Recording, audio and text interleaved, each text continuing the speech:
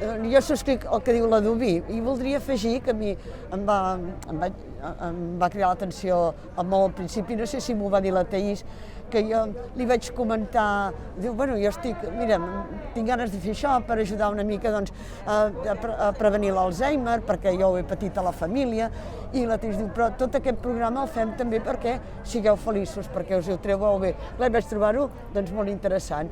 Clar, a més que hi hagi no tan sols el component més mèdic, doncs la Iris allà fent-nos proves, o bé doncs, proves psicològiques que també eren interessants, també m'agradaven, sinó també amb el grup que hem fet, doncs, que ens hem trobat una sèrie de gent doncs, que a més això, hem fet amistat, que ens hi hem trobat bé, no sé, que venim de llocs diferents però que som similars, oi? Tenim una manera de fer, una manera de pensar bastant similar.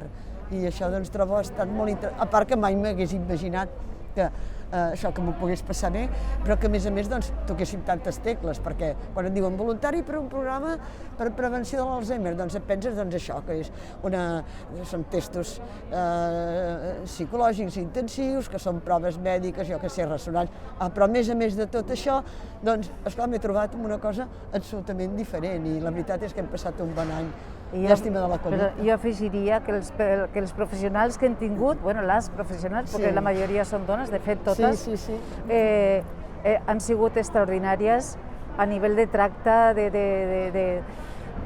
bueno, ens han fet estar molt bé i ens han ensenyat moltíssim.